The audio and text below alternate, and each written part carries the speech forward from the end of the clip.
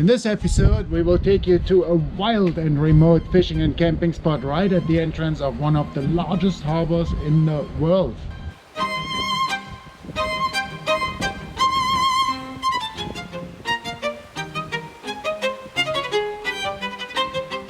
You guessed it! We are headed to Kaipara Harbour in the North Island of New Zealand. And at the remote northern entrance lies a hidden fishing and camping paradise.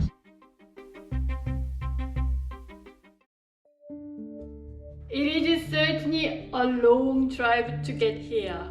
The closest town is Dargaville. It's nearly an hour's drive away. The drive here took us along empty roads and beautiful vistas. And long stretches of gravel. If we wanted to, we could even drive here all the way along the beach. From Bailey's Beach near Dargaville. This is actually the longest drivable beach in New Zealand, and it's over 100 kilometers long in total. The stretch from Bailey's Beach to Pouto is about 70 kilometers. At the end of the road, we arrive at a stunning little camping ground right next to a land-based fishing mecca. After a chat with a friendly host, we set up our camp and were rewarded with spectacular views over the Kaipara Harbour. John, the camp host, even took us on a tour along the beach, giving us some beach driving tips and pointing out some really good fishing holes.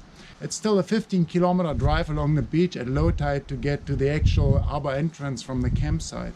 But you don't really have to drive on the beach at all to get to very protected fishing waters. As the tide comes in, this is where you can't get past. When the sand's wet like it is, it's easier. So we're only halfway to the entrance. And it's all good fishing here, and then it's good fishing up the coast as well. Just got to watch out for the rip. The next morning I got up fairly early and headed straight to the rocks and started casting some soft baits into the channel on an outgoing tide.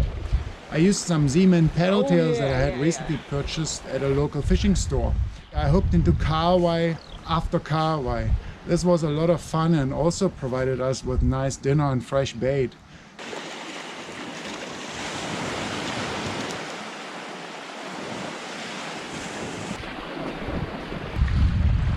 Oh yep, got another one. Oh.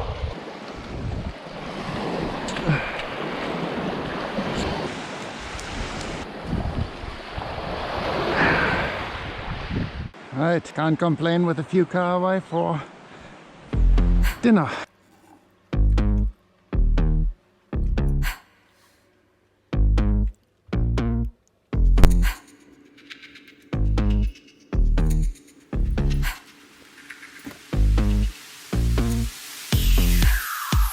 Walk to the beach from the campsite either along the road or by taking a little trek behind the camp.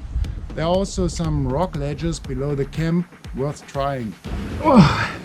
Now after a rain, this area gets really slippery. It's probably better to drive around or walk around the campsite and get to the beach by the road access. When you climb down here, you can easily slide down to the rocks unintentionally.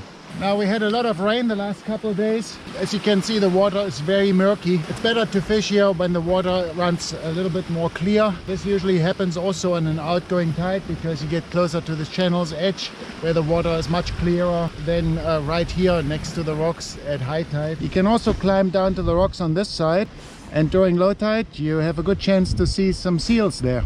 Again, the lures would work better here to avoid snagging.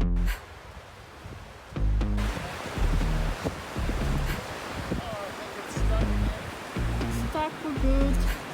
We tried some surfcasting. There's a deep channel running past the beach. The problem with surfcasting was that we ended up losing lots of gear. The strong current will bury your sinkers under the ledge and you weren't able to retrieve it. That low tide is the best to avoid losing your gear. Or you can travel a bit further along the beach towards the lighthouse, as there will be less snakes. Come in. Come in.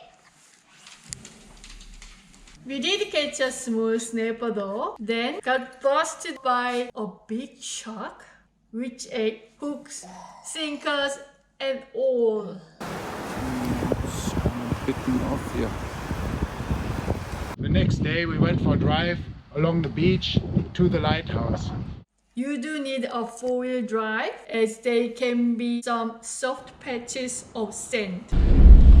Well guys, whoa, some off-road driving. I'm not very comfortable driving on the beach like this, but it's actually quite fun. It's been raining hardcore. I've seen another guy out there in his ute, so I'm just following his tracks here. So if he hasn't got stuck anywhere, I figure I won't get stuck. I'm trying to make it out to the lighthouse now, and I have to cross a little very narrow passage here. Getting close to this, see the rocks coming up, and I'll just see how this guy managed it. I'll just follow his tracks and go the same way now. And we're getting salt water everywhere now. The tide's just been receding. Should be fairly safe driving here. On the advice of John, the camp host, I deflated my tires to about 10 psi. So far I haven't gotten stuck or anything, so thanks John for giving me that tip. And this beach here, it's longer than the 90-mile beach, which is amazing. So there's the lighthouse. Oh, we made it. Now apparently you can drive up to this lighthouse on the steep sand dunes, but I don't know if I can dare this with my car here. The lighthouse though is amazing. I intended to fly my drone for you guys to get some nice shots, but it was just too windy. A winter storm was brewing.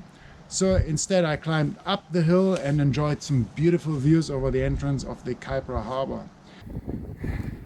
So you can't really get right to the lighthouse, but we're close enough.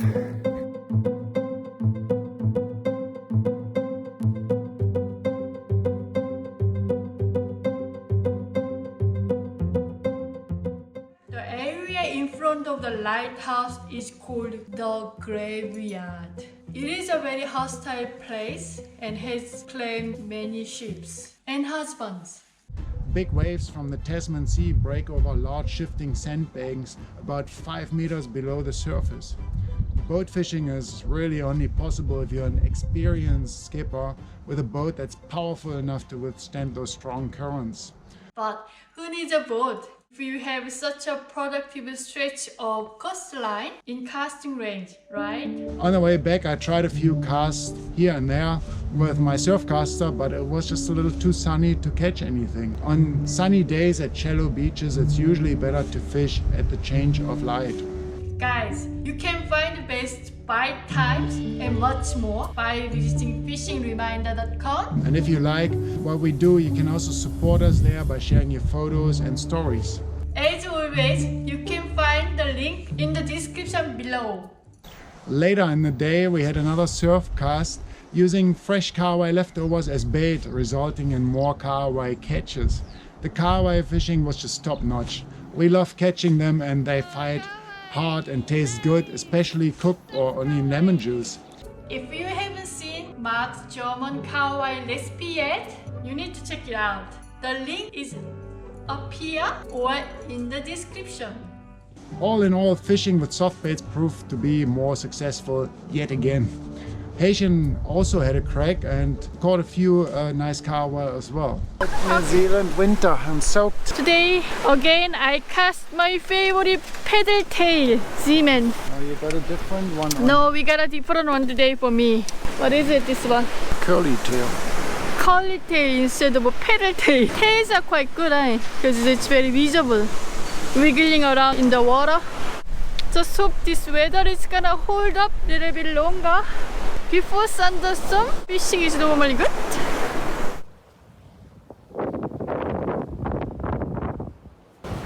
Big one? Or? What? I stepped on it. Small guy. Bait, nice bait. Then the storm hit. The storm was blowing hard from the northwest, which meant it was a strong offshore wind.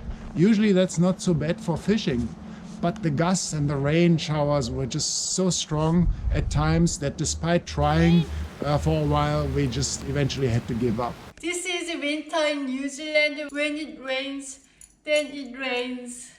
And so our fishing and camping trip turned into a very wet and muddy experience towards the end. But this short adventure out there only left us wanting more. I can only imagine how good it must be in the warmer months. It certainly is a very unique and magical spot to fish at. Just across from the harbor, you can see the next peninsula called Tinopai. If you click on the video right here, then we will take you there. I'll show you another amazing fishing and camping spot that you must add to your bucket list. So what about you? Have you fished here before and what did you catch? Leave a comment down below and let us know. thanks for watching our video and see you next time.